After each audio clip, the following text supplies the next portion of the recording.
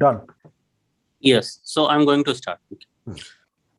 So now, welcome back after tea session. It's remind me how in IPL after half an hour break, or even in 2020 or ODI, we meet. So obviously there is no harm to use cricket analogy here, because as apart from English, cricket is also, we got cricket as a virasat, in the form of virasat or heritage.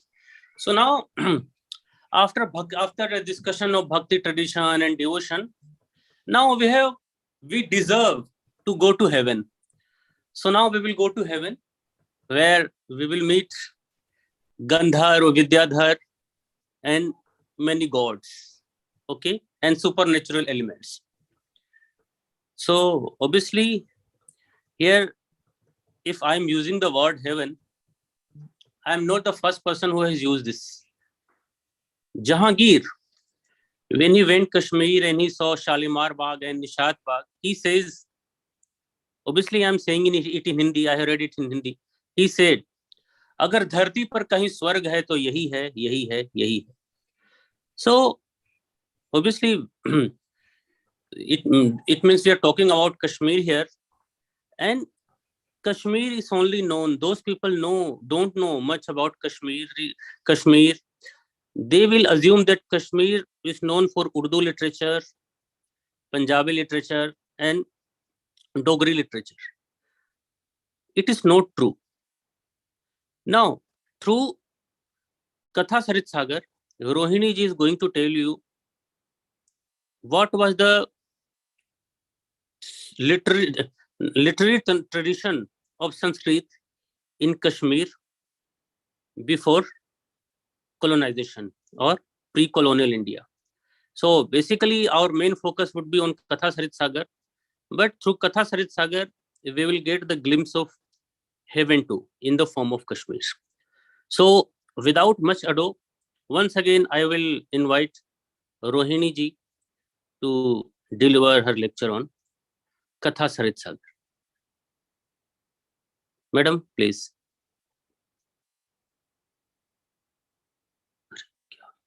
Muted. Yes, there we go. Sorry, I was still on mute. So Does not matter.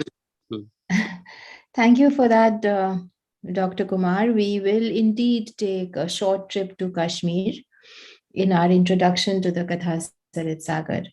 But before I go there, just to address a question from the last session, someone had asked me, I've forgotten who, to recommend a good translation of the Ramayana into English by an Indian translator. I just remembered that Vivek Devroy has done the Ramayana as well. He's done the Mahabharata and he has also brought out the Ramayana. I haven't read his Ramayana, I've only seen his Mahabharata and I liked that. So it's pretty, I think it's likely that his translation of the Ramayana will also be good. So that was just an aside. Right. So getting on to the Katha Sarit Sagar. Now this is a text which is completely different from the Ramcharitmanas. It is a much, much lighter text. It is a much less nuanced text. And it is a text which was written purely for the sake of entertainment. So it has no ideology behind it, no political, ideological, devotional underpinnings at all. So again, I am not sure how much about the Katha Sarit Sagar all of you know. So if I am, talking about stuff that you all know, then please just bear with me through it till we perhaps get to something more interesting that you don't know. So this whole reference to Kashmir, because the Katha Sarit Sagar was put together by a Kashmiri Brahmin called Somdev. And the date that we give for the Katha Sarit Sagar is about 1070 CE. And in the epilogue to his work, it's a short poem at the end of the Katha Sarit Sagar, Somdev himself writes that he was the court poet of King Anantadev of Kashmir, that he was the son of a Brahmin called Ramdev Bhatt. And he states that he composed this work for the amusement of Queen Suryavati, the wife of King Anantadev, to distract her mind from its usual occupation of worshipping Shiva and acquiring learning from the great books. Now, there was another work rather, called the Raj Tarangini, written by Kalhana in 1149 CE, about 100 years later, a little bit less. Now, he tells us about the reign of King Anantadev. And Raj Tarangini is a chronicle of the kings of Kashmir. So he talks about King Anantadev, and he says that his reign was one of political unrest, court intrigues, and warfare, civil war and bloodshed. In 1063, Anantadev gave up his throne to his eldest son Kalash, but he got it back a few years later. And then in 1077, he once again gave up his throne, but this time Kalash attacked his father and took all his wealth. And in 1081, the king killed himself in despair, and his queen Suryavati threw herself onto his funeral pyre and died. So given all this, this is what is given in Raj Tarangini.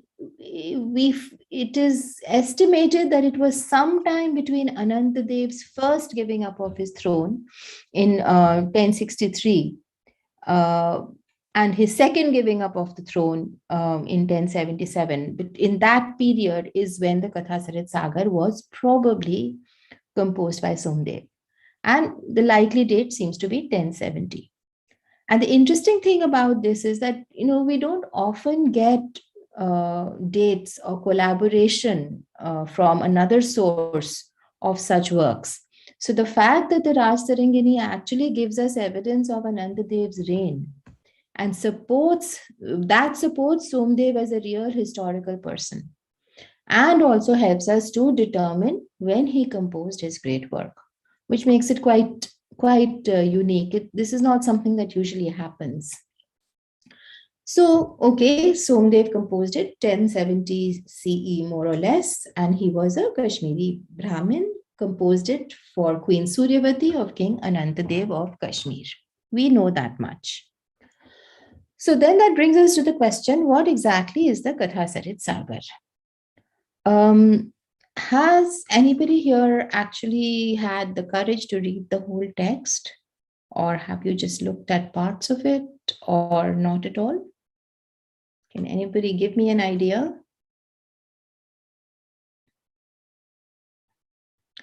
Right. Okay. So I shall just continue. Yes, sorry. We have just the brief Katha Pita, the first part from R.S. Sattar's retelling in Penguin Classics. Okay. And I tried to read the R.H. Tawney multi-volume translation and gave up after floundering for a while. Yeah. But yeah. I have read a fair amount in the Marathi translation growing up, but I don't remember the exact citations. Okay. All right. Okay. Thank you. So there is some familiarity with the text. So then the Katha Sarit Sagar is, for its size, the oldest existing collection of stories in the world. It contains more than 350 tales told in more than 20,000 shloks. And it is almost twice as long as the Iliad and the Odyssey put together. So the original text is really, really long. Its title, Katha Sarit Sagar, of course means ocean of the rivers of story, and you can imagine how evocative that is. So just imagine all these rivers coming in, and the rivers are rivers of story, and they all empty out into this huge ocean and fill it up. And so this is ocean of stories that we have. And Somdev, who had a talent for this, he continues the metaphor of his title throughout his book. He divides the work into 124 chapters, and he calls each chapter a tarang, or a wave. Now, the Katha Sarit Sagar is also concerned with life and living, just like the Panchtantra is, for instance. Okay, Panchtantra has all these fables of how to deal with the world, how to be a good king, how to interact with political situations or interpersonal relationships, and so on and so forth. Katha Sarit Sagar also talks about life and living. But the difference is that whereas the stories of the Panchatantra will try to give you, not try, they do give you a moral lesson at the end of every story. The stories of the Katha Sarit Sagar don't do that. As I said earlier, they are pure entertainment. They don't have any dominant theme. They don't have any religious underpinning. They don't have any ideological point of view, but they just go round and round and round telling you about these wonderful things that happened. And their only purpose is to make you have a good time. And this characteristic of it again makes it quite a unique work in Sanskrit literature. Usually you will find works to be much heavier with deeper purposes, but this is just pure fun. And it has a variety of stories in it. So, for instance, there is the story of Rajyadhar. Now, that can take its place in any science fiction volume of stories today. It talks about an artificial city and all the people in it are automatons and so on and so forth. Then there is the story of Rupshikha and Shringabhuj. Shringabhuj wants to marry Rupshikha, who is the daughter of a Rakshas called Agnishika, and then together they have to outwit him. It is full of adventure, full of excitement, and it's a lot of fun. It's a very long story, but it holds your attention.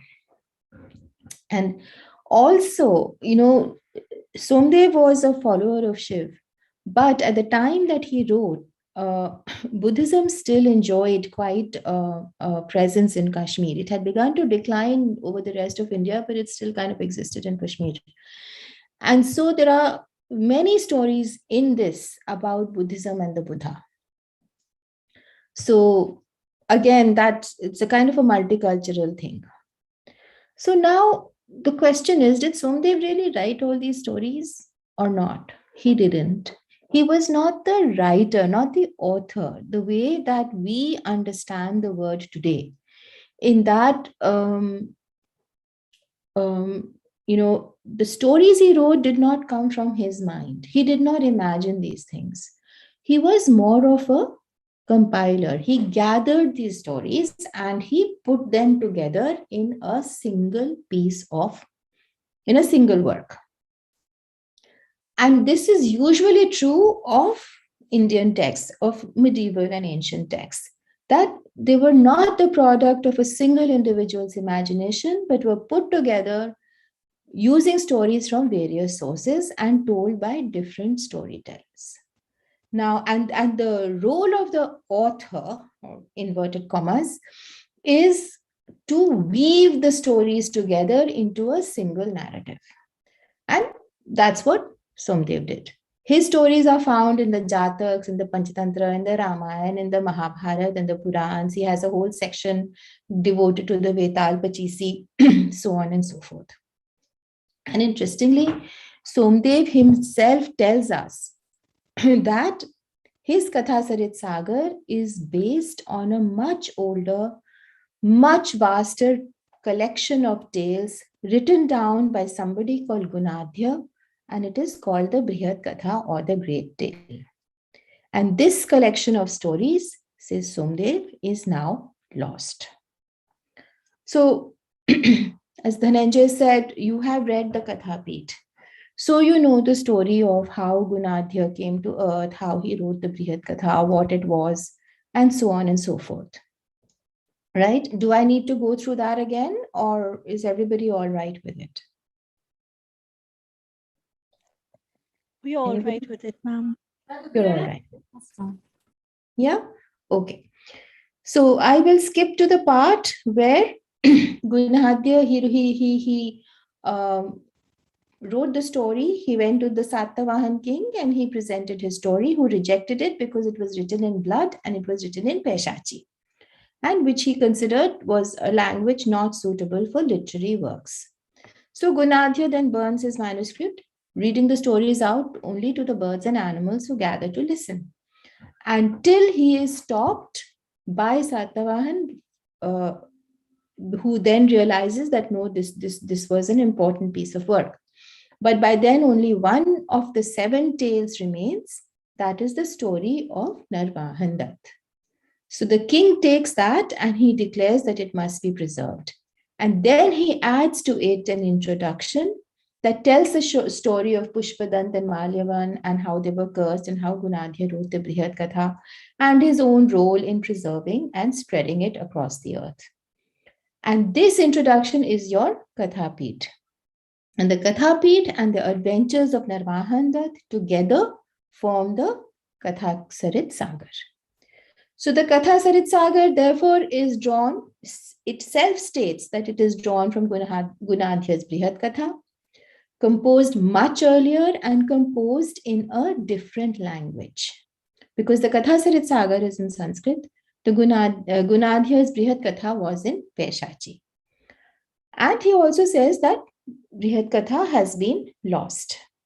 And not only that, it gets even more complicated because he says that these tales have a celestial origin since Shiv told Parvati these stories. So these stories are actually coming from Shiv. So here we have Shiv as the originator of these tales, Gunadhya as the one who first wrote it down, and then Somdev. So let's set Shiv aside for the moment. Now we have Gunadhya, the supposed original author of these tales. So then the question arises, did Gunadhya exist? Or was he a character created by Somdev? Was he just a literary device that Somdev created to hold these tales together? We don't know. That's a fact. There's no proof either which way. But there are many scholars who have researched this, who believe that Gunadhya did exist and that he lived and wrote sometime during the 4th and 5th century CE during the Gupta kings, during the reign of the Gupta kings. This was the most prosperous period in India's history when cities such as Ujjaini, Kaushambi, Takshashila, Mathura, Tamralipti, they came into being, and they were centers of trade with the rest of the world, with China and Rome and, most of the known world. And when Indian merchants, they set sail to the east in search of gold, and they had trade with the west, and India was everywhere. And India's wealth and prosperity were known throughout the world. Others who also believe, some, like F.W. Thomas is one name. He suggests that Gunadhya himself traveled a lot.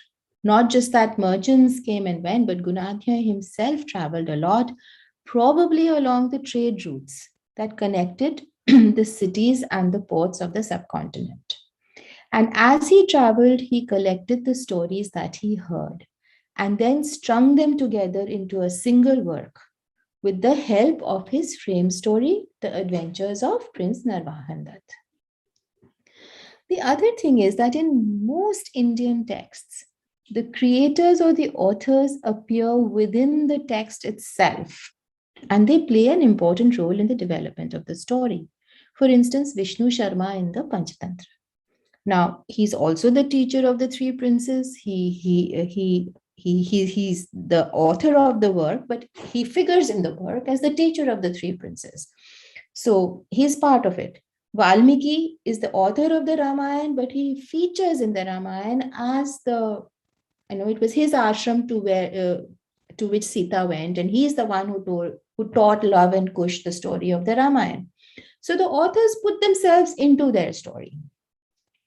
Similarly, Gunadhya appears as a character in his own work, as the cursed attendant of Shiva, as Malyavan who has been cursed, and charged with the task of spreading this tale far and wide. So he has stuck to that model, where the author or the writer or the creator of a work puts himself into the work as a character. The difference is Gunadhya tells his story in the first person. He uses I and he tells his story. Usually that's not how it's done in other texts. For instance, Vishnu Sharma does not tell his own story. His story is told. Somdev now breaks tradition completely. He does not appear at all in the Katha Sarit Sagar, except in the epilogue, which is not truly appearing in the work. He praises his royal patrons, offers them his work, and states that his stories are drawn from Gunadhya's Brihad Katha. And this epilogue seems to confirm that Gunadhya was the original author or compiler, I would prefer compiler, of the tales, and Somdev was the reteller. So this is what seems to be the authorship of this work. The stories themselves go way back. You find all kinds of tales there.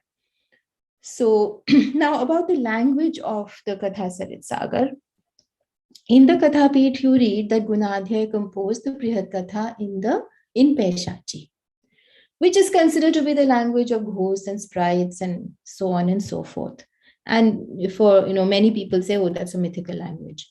But scholars believe that Paishachi was a real human language, and it was used by some Buddhist sects, and it has now disappeared.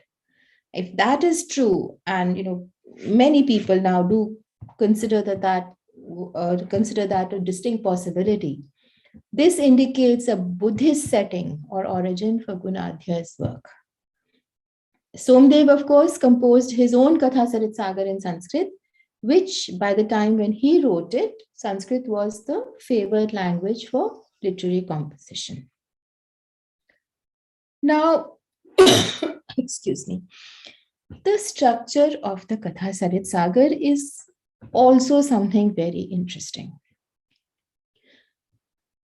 Many Indian texts, including the Mahabharata, including the Ramayana, and of course the Panchatantra, use a literary device, a powerful structural device rather, called the frame story, where an outer story, which acts like a frame of a picture, it holds within itself stories or sets of stories. So, you imagine a Chinese box. It's a box within a box, or those Russian Matryoshka dolls. You open a doll, there's another one, and then another one. So that is the structure. So they have one outer story which holds the whole thing together, and within it are contained smaller stories. Now, the structure, say, of the Panchatantra is really simple. There is one outer story which says there was a king. He had 3 sons who refused to study. They were complete, dolts. They knew nothing, and the king was worried. So he invited Vishnu Sharma to teach his sons, and Vishnu Sharma took on the job. That's the outer frame story. Within that outer frame story are 5 inner stories, which are the 5 parts of the Panchatantra, the 5 Tantra parts of the Panchatantra. So each part has its own frame story, and within that then are other stories. And that is the structure of each of those 5 parts. So imagine the Panchatantra, one big frame, in it 5 smaller frames, and within each of those 5 frames are contained the stories. So it's a fairly put together kind of structure. The whole thing hangs together and reasonably easy to comprehend. But the Katha Sarit Sagar, nothing about it straightforward. It does complicated things. So what does he do? The framing structure is not so simple. It consists of several frames which interlock but do not necessarily fit neatly inside each other as the Panchatantra frames do. Okay, so the first frame story is what you have read, the Kathapi, is given in the Kathapit, where Parvati asks Shiv to tell her a story. And then he tells the story of the 7 Vidyadhar princes. This frame story closes with the cursing of Pushpadant and Malyavan, who are born on earth as Vararuchi and Gunadhya, and bring with them Shiv's tale to birth. That's one frame story, and it has closed. The second frame consists of the stories of Vararuchi and Gunadhya and how they have got free from Parvati's curse. This frame, now it is a continuation of the first frame, but it is not contained within it. And it closes with the Satavahan king and his role in spreading the story of Shiva far and wide.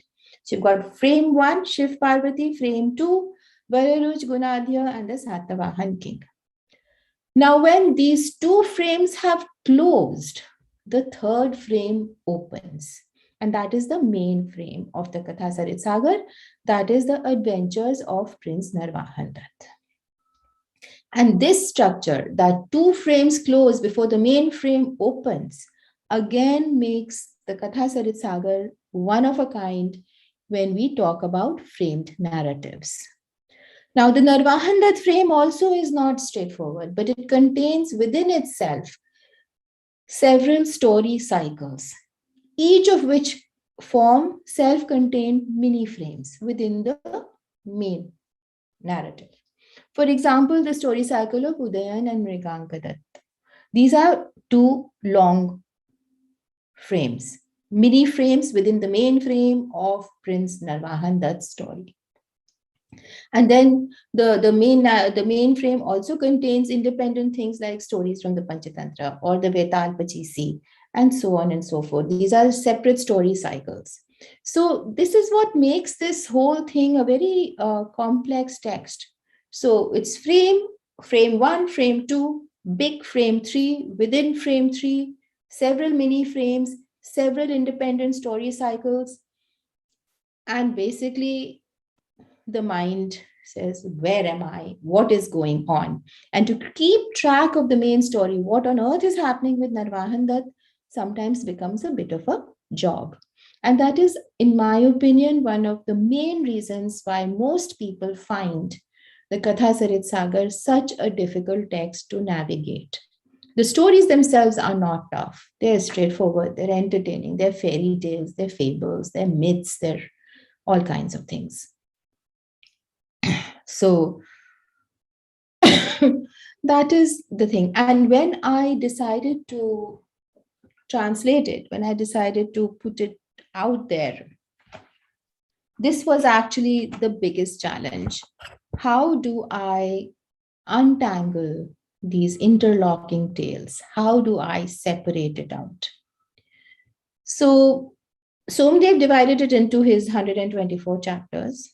Well and good, but that didn't really help to untangle all this. Brockhaus divided it into 18. He was another scholar, Hermann Brockhaus, who worked on this. He divided it into 18 sections, which, okay, some help.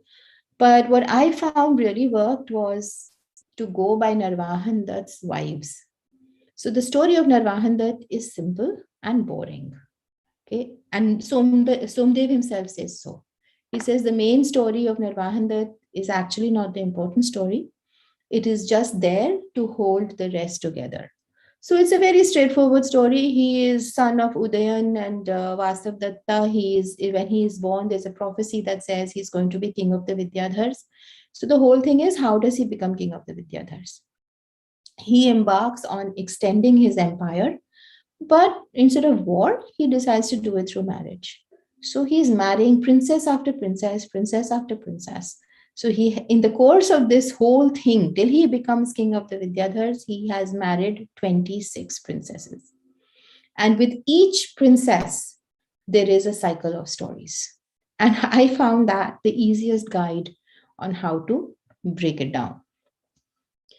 And also another challenge in, pulling it out, because 350 stories was a lot. I was bringing out in a bridged version. I have only about 60 tales in mine or something like that, is to see which stories, the stories had to be interesting. I couldn't pick out just any. Not all of them are universally interesting. Some are boring, some are long drawn.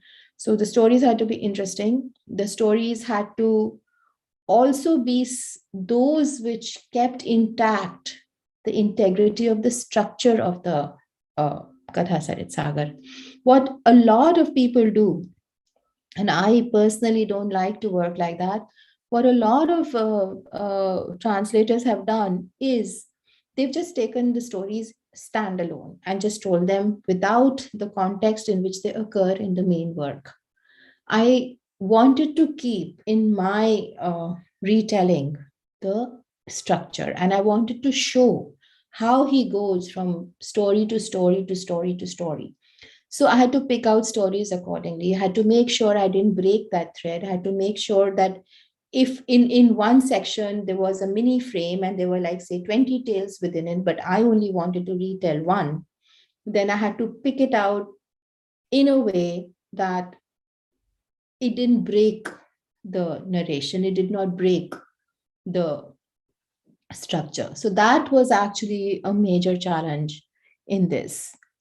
Another thing that texts like the Katha Sarit Sagar tend to do, and that's I think partly because this framing going on, that sometimes there's quite a lot of repetition. So that has to be cleaned out, and for the modern reader, it just has to be made easier. Our attention spans are shorter. We don't have the patience to plow through all the verbiage of the older texts. So those were some of my challenges. And personally, for me, the Katha Sarit Sagar was a very, very exciting text because of my own interest in folklore and similar stories. So I have always read these, listened, heard these, been told such stories as a child. I am working on folklore, researching folklore, and I am particularly interested in how stories across the world show common elements. How did that happen? Is there a trail of stories? Where did the story begin? Can we trace it back? Can we look at its path? And so, sometimes one finds the most interesting connections. And the stories of the Katha Sarit Sagar in particular show that, because they traveled out. They traveled out from India, whether they went with merchants or with traveling musicians or other writers, and they spread across the world. So you find them in the 1001 Nights. You find the same stories in Celtic folklore. You find the same stories in Scandinavian folklore. You find them everywhere. They also had a literary influence. For instance, Chaucer's Canterbury Tales uses a similar framing narrative structure. Boccaccio's Decameron also uses the frame story. So this work really traveled out. And you see the same things. For instance, I was reading in The Birth of Prince Udayan. His mother is carried off by a bird while she is still expecting the prince. This massive bird, which carries off humans, is there in Persian folklore, the Simurgh. It is there in Arabic folklore as the roc. It's there everywhere. So, there are so many influences, and I'm sure some were inward, some were outward, but you can see these stories connect. And that to me is really exciting. I mean, for instance, there is one story which I've just mentioned of Shringabhuja wanting to marry Rupshikha, this Rakshas's daughter. And her father, the Rakshas, doesn't want him to marry Rupshikha because he's a mortal man, she is a Rakshasi. So when Rupshikha goes and tells her father, I've met this young man, he's come to our city and I really want to marry him. So the father is appalled. He says, you want to marry a human being? We eat them. They're our food. You can't marry our food. But she says, no, I have to marry him. So then he starts to give the boy impossible tasks, the prince, impossible tasks to do. And of course, Rupshikha helps him. One, this theme is very, very common across the folklore of the world. But specifically, he is sent to invite the Rakshas's brother to the wedding, which is all a fraud. Nothing of that kind was ever going to happen. They were planning to eat him. So Rupshikha gives him a burning coal, she gives him a piece of earth, she gives him a twig, and she gives him some water. And she says that every time you feel that they are gaining on you, when they're chasing you, just throw one of these behind you. So he's on his horse, he's being chased by this Rakshas. And when he feels that the Rakshas is coming up close to him, he throws the clod of earth behind him. And instead, and in between the Rakshas and him grows a mountain. The Rakshas climbs over the mountain, chases him. He throws the twig behind him. A forest grows. The Rakshas gets through the forest, chases him. He throws the water behind him. A river appears. The Rakshas crosses the river, chases him. He throws the burning coal, and this huge fire happens, and the Rakshas has finally stopped. Now, this sequence of events I have found in Norwegian tales, I have found in Scottish tales, I have found it several times, this precise sequence of events appearing. The characters, their names are different, the location is different, but very clearly there is some common origin to this tale. So for me, that is really, really exciting. So now, do you have any questions on this, or do I keep carrying on holding forth? We have 20 minutes left to 6 o'clock. We can take questions.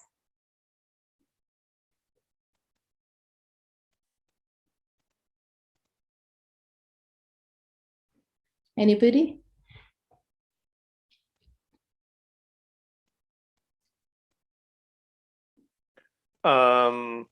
I usually tend to dominate questions, so with apologies to everybody else here. Since you were talking about possible influences or this network of intertextuality, and I was reading your brief piece on the Penguin website about Buddhism and Shaivism and the multiplicity of belief systems that is also part of the story world here. Yes. The story of Indradatta, Vararuchi, Yogananda, this transmigration of souls into bodies and the memory of previous births is something that actually that was my first introduction to the Katha Sarit Sagar, even before having read it, because the major Marathi novelist, Bhalchandra Nemade, uses that as an epigraph to his 1971 novel Bidhar. Again, weaving a certain kind of existentialism into it, but also questions about what is one's true identity. Right. And what was absolutely striking was how you are Anantamurthy in Samskara, 1965, so barely a few years before that, draws on something very similar.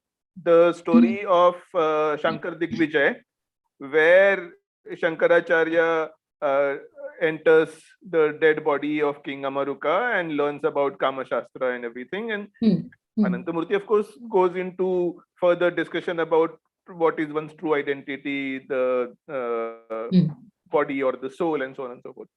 So, to cut the long story short, do you also then see a deeper philosophical weight to this work rather than just stories that are entertaining? I think the purpose of this work is entertainment. I don't think, as I said before, I don't think there's any philosophical or religious ideological underpinning to this, nor is Somdev's own professed purpose anything but to divert the mind of Suryavati. But the nature of the tales contained within it is such that, and that is true not only of the tales in the Katha Sarit Sagar, but any folk story you hear or any myth, that it is coming from a deeper place in the human psyche. And many of these tales, in fact, I would say all these tales which have endured over the centuries, over the years, in some form or the other, have endured precisely because we can relate to them in some way or the other. And we can relate to them because they are coming from somewhere that is universal to our minds, to our existences as people, as humans. And I think that is why they lend themselves to these interpretations. So, whereas I don't think that Somdev himself had any such deep intention in his text, the tales themselves are such that they are conducive to such thinking and such interpretation.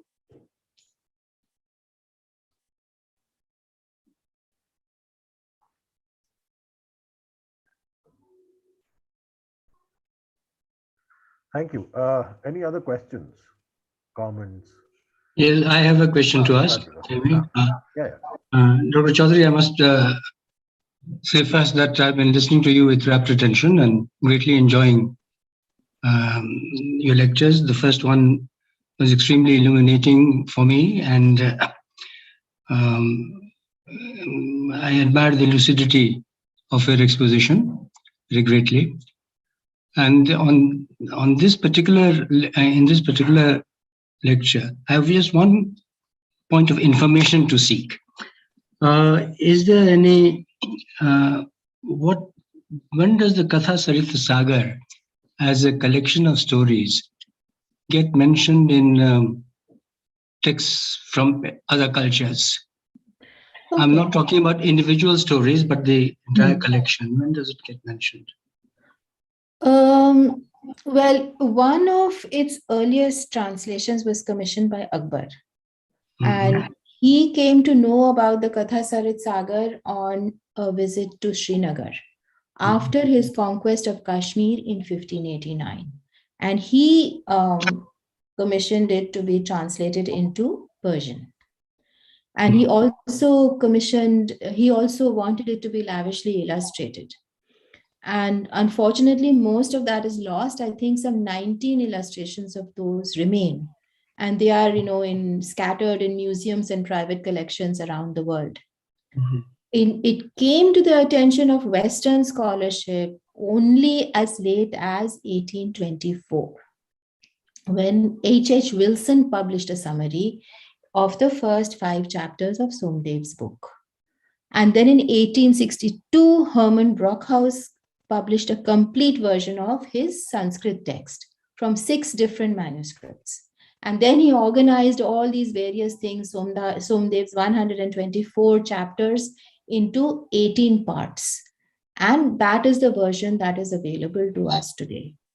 So that is what happened. And then it was, of course, first translated into English, the complete thing, by Charles Tawney, and it was published by the Asiatic Society of Bengal in 1880 and 1884.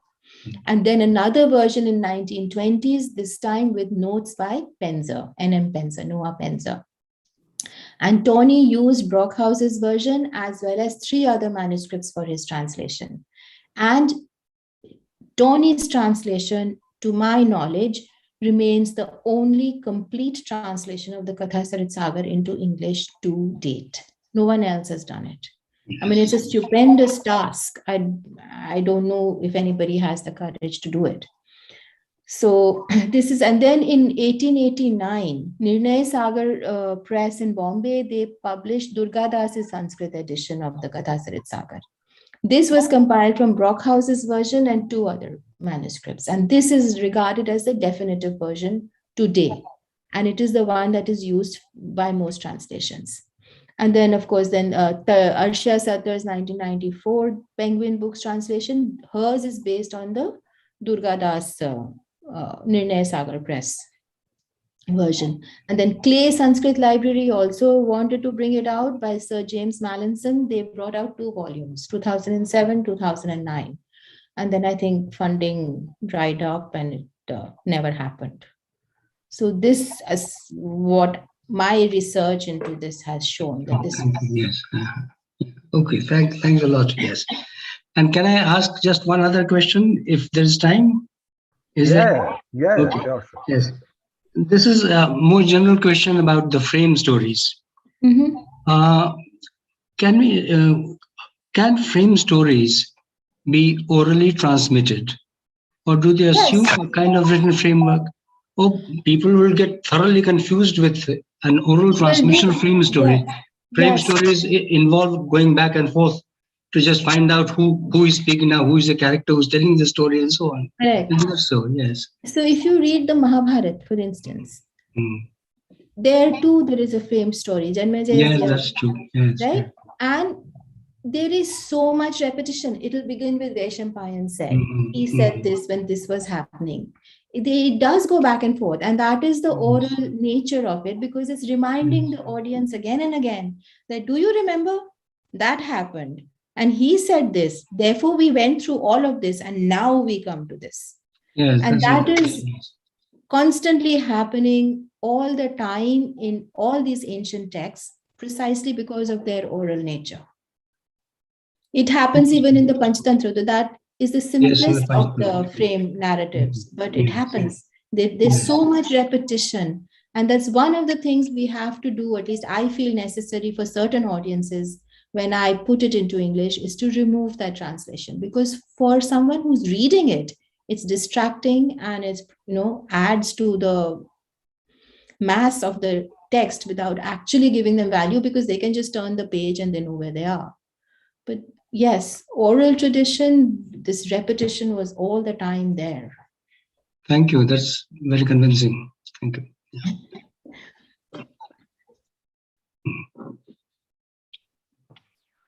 Thank you. Sahaj has a question. If she can ask, it would be better. Yes, sir, sure. So I wanted to ask that can we say the tales in Katha Sarit Sagar are nearer to the Satvana time than the Kashmiri sensibility of Somdeva's time? Sorry, nearer to the Satavahana times than the? Than the Somdev's time, the Kashmiri sensibility of Somdev's time. I don't know if we can say these things, because his stories, some of them are very, very old. And I think what he did was he just collected stories that were in general circulation. Maybe in Kashmir, maybe he'd been on some travels and he'd collected these stories. For instance, there's an entire section devoted to the stories of the Panchatantra. He practically retells the Panchatantra, which goes back several centuries. So I don't know if we can make a blanket statement like that about, in general, about the stories in the Katha Sarit Sagar. At least what I read, it didn't strike me as such. They were pretty cosmopolitan, these tales.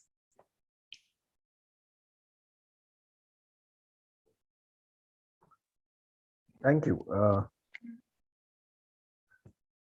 Are there any other questions? May I? Yeah. No. Is it fair to say that the Katha Sarit Sagar has been more influential in terms of the subsequent kind of sparks that it lit for the composition of many other writers? Because I'm thinking about Karnad, obviously, Hayavadan, or Thomas Mann, transpose heads. Or Rushdie. Rushdie, exactly. Yeah. So in a way, it lives on through its multiple incarnations rather than that unwieldy anthology, which is, as you said, quite burdensome itself. Because Arshia Sattar also compresses it. You have selected certain stories and retold them. So unlike what people have been studying in this paper, the actual text of the Ramcharitmanas or the actual text of Manjhan's Madhumalati in the scholarly translation by Aditya Behel, it's almost impossible to grapple with a scholarly translation of the Katha Sarit Sagar rather than a retelling. Would that be fair? Yes, I think so. Yes, it's a very dense text. It's a difficult text, despite the fact that its subject matter is not dense. The text itself is a difficult one. And And I think Charles Toney, though he's done a fairly brilliant job of getting it out there, the fact that it's now, how old? More 200 years or so, his language is therefore cumbersome too. I mean, I think the Kathasarit Sagar could do with a new contemporary translation, but then that requires a lot of commitment and a lot of courage. I think Vivek Debroy is the right person after having done the Mahabharata and the Ramayana. Well, I don't know if his interest extends to this because he's working on the Purans as well Right. now. Yeah. So, Thank you.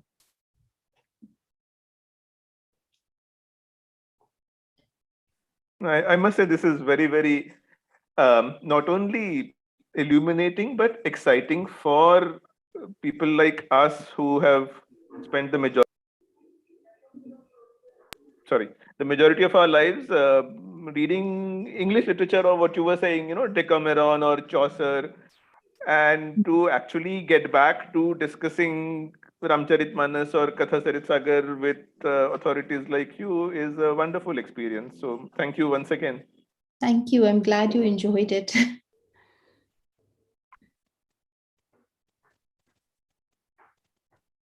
Are there any other questions? Anybody? I don't think so. And with this, I believe if Akhilesh permits, we can wrap up. It has been a fairly long afternoon. Akhilesh. Once again, I would like to say thank you to Rohini ji, and it was a wonderful lecture. And it is a fact, you can take it as a fact or fun also. Either it is Kathasarit Sagar or it is Ramcharitmanas. Without the narration of Shiv, we can't talk about Kathasarit Sagar or Ramcharitmanas. So without the Shiv, neither Ramcharitmanas nor Kathasarit Sagar.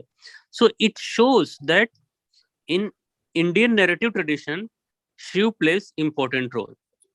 So apart from, obviously, I am very grateful to Rohini ji who gave valuable time for us, and we came to know about plenty of things. Either it is information, or either it is related to critical issue. And apart from Rohini ji, I would also like to thank Principal Sir and members of my department, Madhvi, Shaikat, Ritvik, Armin, Anurup, Tinkal, Shweta, Ashwin, and others, and my other colleagues, Indulekha. And apart from that, I would also like to thank Adnan and all the Adnan who made the poster, and poster was very brilliant and wonderful. And apart from Adnan, I would like to thank all the participants who joined here and who gave their valuable contribution by asking question and to take the part in discussion. So without all these things, thank you, and I hope we will see each other soon in the future, near future. Thank you. Thank you, Professor Kumar. Thank you, everybody, the principal, the faculty. It was a pleasure to be here today with all of you. Thank you. Thank you. Just a quick word. Both the talks are available on YouTube. If anyone, if so wishes to, can just go to the YouTube Khalsa channel and can. I think Rohini will send you the links for both the talks. That would be really nice. So that you can review and send them ahead as and when you want. Thank you. Thank you very much. And for that things, all credit goes to Ritvik, and we are once again thankful to him. Thank you so much.